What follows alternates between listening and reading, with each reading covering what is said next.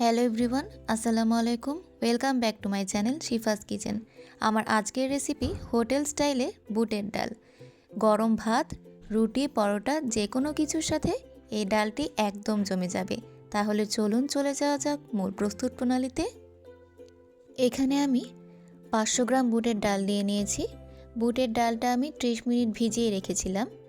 এখন এগুলো আমি সিদ্ধ হতে দিয়ে দিব। ডালগুলো সিদ্ধ হওয়ার জন্য দিয়ে দিব এর মধ্যে পরিমাণ মতো পানি।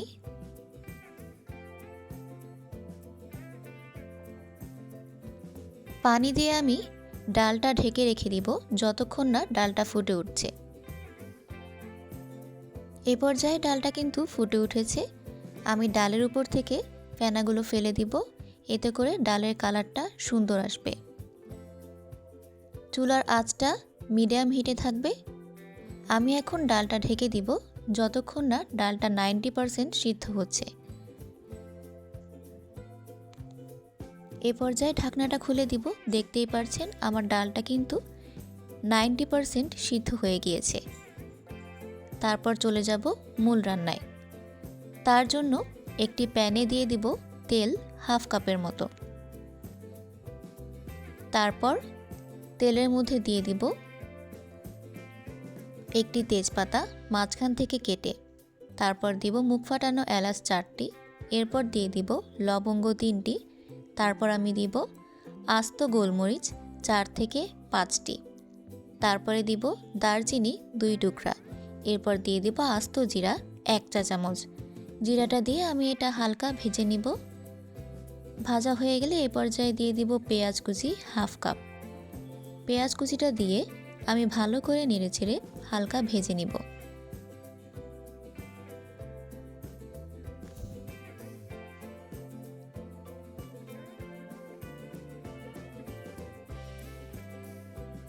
পেঁয়াজটা হালকা ভাজা হয়ে গেলে এ পর্যায়ে আমি দিব 2টি টমেটো কুচি করে কেটে।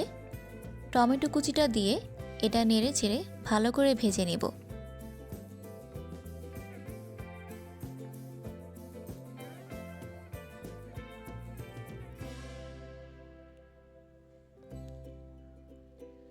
এ পর্যায়ে আমি টমেটো কুচির মধ্যে দিয়ে দিব স্বাদমতো লবণ।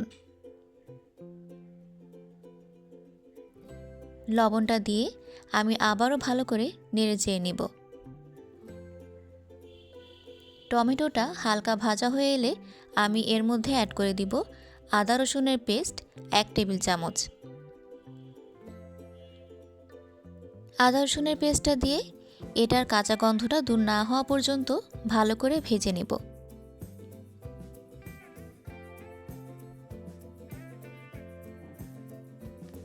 এ পর্যায়ে আমি এর মধ্যে সামান্য পরিমাণে গরম পানি অ্যাড করে দিব।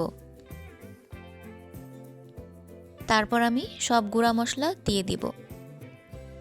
প্রথমে দিব হলুদ গুঁড়া 2 চা চামচ।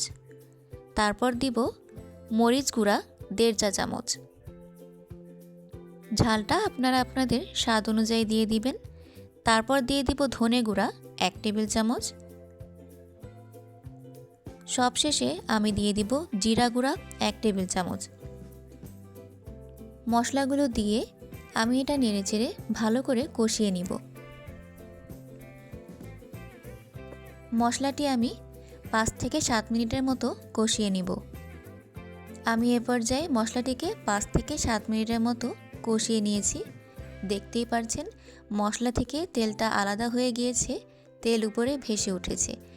এখন আমি মশলাটি আরেকটু ভালো করে নেড়েচেড়ে নিব।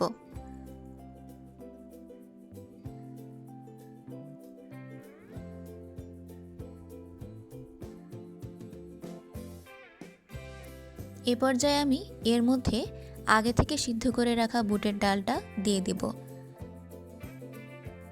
বুটের ডালটা দিয়ে এটা আমি মশলার সাথে ভালো করে নেড়েচেড়ে মিশিয়ে নিব। আপনাদের একটা লাইক কিন্তু আমাকে নতুন নতুন রেসিপি দিতে উৎসাহ যোগাবে। তাই আমার রেসিপিটি ভালো লাগলে অবশ্যই ভিডিওটা লাইক এবং শেয়ার করে দিবেন। এ পর্যায়ে আমি ডালের মধ্যে দিয়ে দিব পরিমাণ মতো ফুটন্ত গরম পানি।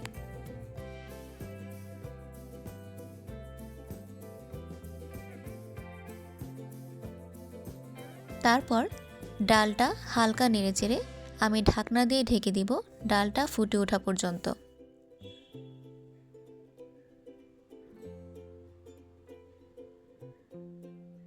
দেখতেই পাচ্ছেন এ পর্যায়ে আমার ডালটা কিন্তু ফুটে উঠেছে। আমি এখন একটু হালকা নেড়েচেড়ে দিব। যারা আমার চ্যানেলটিকে ইতিমধ্যে সাবস্ক্রাইব করে পাশে আছেন তাদেরকে অনেক অনেক ধন্যবাদ এবং ভালোবাসা। আর যারা এখনও সাবস্ক্রাইব করেননি, আমার ভিডিওটি ভালো লাগলে অবশ্যই সাবস্ক্রাইব করে দিবেন। চুলার আঁচ এ পর্যায়ে মিডিয়াম টু লো আঁচে থাকবে। আমি এটা ঢাকনা দিয়ে ঢেকে রেখে দিব যতক্ষণ না পর্যন্ত ডালটা কমপ্লিট না হয়। দেখতেই পাচ্ছেন এ পর্যায়ে কিন্তু আমার বুটের ডাল রান্না একদম কমপ্লিট। এ পর্যায়ে হালকা নেড়েচেড়ে নিব। তারপর ফ্লেভারের জন্য দিয়ে দিব আস্ত কাঁচামরিচ 5 থেকে 6টি। তারপর ফোড়নের জন্য আরেকটি প্যানে দিয়ে দিব পরিমাণ মতো তেল। তারপরে দিয়ে দিব আস্ত শুকনো মরিচ 3টি। তারপর শুকনো মরিচের মধ্যে দিয়ে দিব রসুন কুচি। এখানে রসুন কুচি আমি 3 থেকে 4টি রসুনের কোয়া কুচি করে নিয়েছি। এটা আমি হালকা বাদামি করে ভেজে নিব। এ পর্যায়ে দিয়ে দিব এর মধ্যে 2টা পেঁয়াজ কুচি। পেঁয়াজ কুচিটা দিয়ে বাদামি কালার করে ভেজে নিব। এ পর্যায়ে আমি পেঁয়াজটা হালকা বাদামি করে ভেজে নিয়েছি। এখন আমি ডালের মধ্যে এই ফোড়নটা দিয়ে দিব।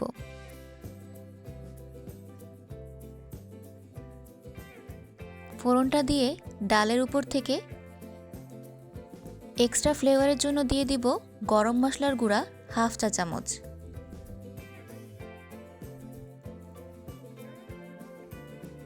তারপর দিয়ে দিব ভাজা জিরার গুঁড়া 1/2 চা চামচ। মশলাগুলো দিয়ে আমি চুলাটা অফ করে দিয়ে ঢেকে দমে রেখে দিব 5 মিনিটের জন্য। 5 মিনিট পর ফিরে আসলাম। এ পর্যায়ে আমার ডালটা একদম কমপ্লিট।